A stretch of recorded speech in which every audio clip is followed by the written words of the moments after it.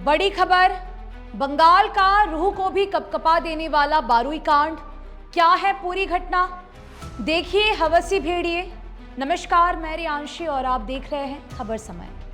आज पूरे बंगाल में दक्षिण 24 परगना के बारुईपुर में एक नाबालिग बच्ची के साथ हुई दरिंदगी की गूंज सुनाई पड़ रही है। ये एक ऐसा हौलनाक कांड है जिसने पश्चिम बंगाल की राजनीति को भी गरमा दिया है। बच्ची की पोस्टमार्टम रिपोर्ट आ गई है।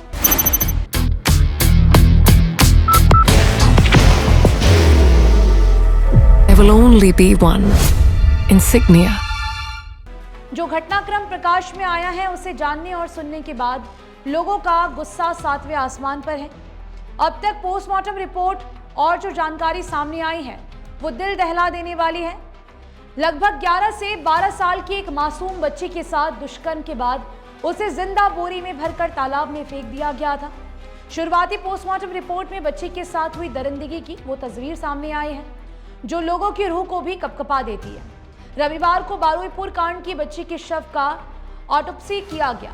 बता दें कि पोस्टमार्टम रिपोर्ट के बाद अनुमान लगाया गया है कि अपनी हवस को मिटाने के बाद दरिंदों ने सबूत मिटाने के लिए बच्ची को जीवित अवस्था में बोरे में भरा और उसे तालाब में फेंक दिया। हालांकि दरिंदगी के बाद ही बच्ची बेहोश हो गई थी।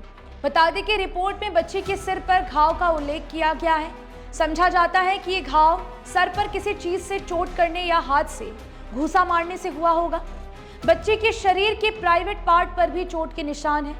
पोस्टमार्टम रिपोर्ट में एंटीमार्टम ड्राउनिंग की बात की गई है। साथ ही इसका मतलब यह है कि लड़की के सिर पर चोट लगने के बाद उसे तालाब में फेंके जाने तक बच्ची जिंदा थी। बाद में उसके पेट और फेफड़ों में पानी चला गया जिससे उसकी मौत हो गई। ये घटना काफी विचलित करने वाली है। लोग कितने गुस्से में हैं इसका अंदाजा आप इसी बात से लगा सकते हैं कि जहां ये कांड हुआ है वहां के स्थानीय लोगों ने एक युवक की इसीलिए पीट कर हत्या कर दी क्योंकि युवक आरोपियों के साथ देखा गया था।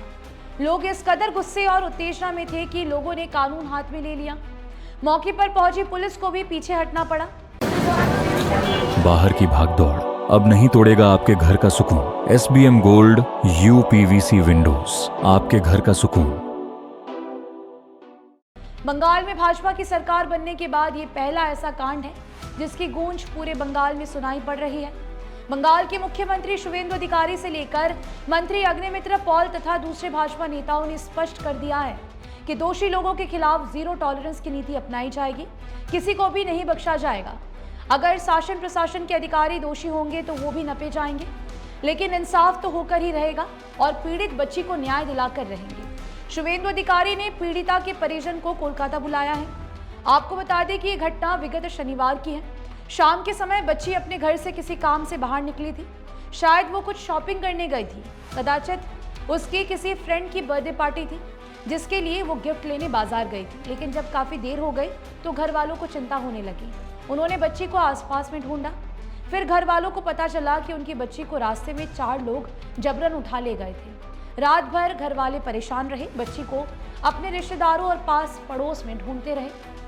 किसी तरह रात आंखों में ही काटी। अगली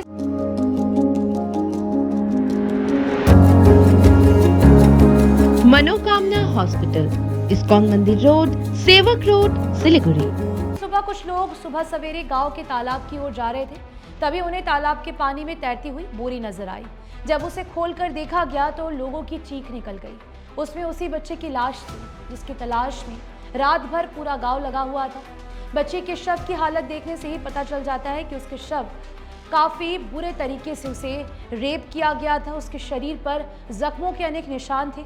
उसके सर पर चोट के निशान थे। उसके अलावा भी बच्ची का पूरा शरीर खून से नहाया हुआ था। इस घटना के विरोध में स्थानीय लोगों का गुस्सा भड़क उठा। उन्होंने एक युवक की पीट कर हत्या कर दी। युवक आरोपियों के खास देखा गया था, उनके साथ देखा गया था। लगातार वो प्रदर्शनकारियों ने इस घटना के विरोध में सड़क और रेलवे ट्रैक जाम कर दिया। सियालदाह नामखाना रेल मार्ग पर लगभग 1 घंटे तक रेल सेवा बाधित रही, जबकि सड़क अवरोध लगभग 5 घंटे तक जारी रहा। प्रदर्शनकारियों को शांत करने के लिए पुलिस मौके पर पहुंची तो प्रदर्शनकारियों ने पुलिस पर भी पथराव शुरू कर दिया। बाद में भारी संख्या में पुलिस बल को मौके पर बुलाया गया। स्थिति नियंत्रण के लिए पुलिस को लाठीचार्ज भी करना पड़ा। इस घटना की जांच के लिए 6 सदस्यों का एक विशेष जांच दल बनाया गया है। परिजनों की ओर से थाने में 4 युवकों के खिलाफ नामजद रिपोर्ट दर्ज कराई गई है। उनमें से पुलिस ने अब तक 2 लोगों को गिरफ्तार भी कर लिया है। बता दें कि मुख्य आरोपी को गिरफ्तार करने की बात भी कही जा रही है। वहीं मुख्यमंत्री शुभेंदु अधिकारी ने फोन पर पीड़िता के माता पिता से बातचीत की और दोषियों के खिलाफ कड़ी कार्रवाई का भरोसा दिया है। उन्होंने कल यानी कि मंगलवार को पीड़ित परिवार को पुलिस मुख्यालय बुलाया है। इस पूरे मामले पर आईजी प्रेसिडेंसी रेंज कंकर प्रसाद बारुई ने कहा कि किसी भी आरोपी को बख्शा नहीं जाएगा। देखना होगा कि बाकी आरोपी कब तक गिरफ्तार होते हैं और पुलिस की रिपोर्ट तथा मृतका की अंतिम पोस्टमार्टम रिपोर्ट क्या कहती है। सबसे बड़ा सवाल यह है कि क्या पीड़िता को न्याय मिल पाएगा और कब तक उसे न्याय मिलेगा। हालांकि भाजपा सरकार ने इस पूरे मामले पर कड़ा रुख अपनाया है, इसीलिए उम्मीद की जानी चाहिए कि जल्द ही इस घटना की बाकी परतों पर से भी पर्दा उठ जाएगा। फिलहाल आपकी क्या राय है इस पूरे विषय को लेकर हमें ज़रूर से बताइएगा।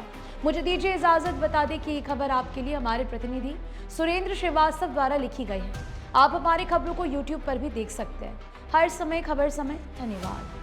IIHM Siliguri, organizers of the International Young Chef Olympiad, earn a degree with placements in France and Mauritius. Now in Kalimpong,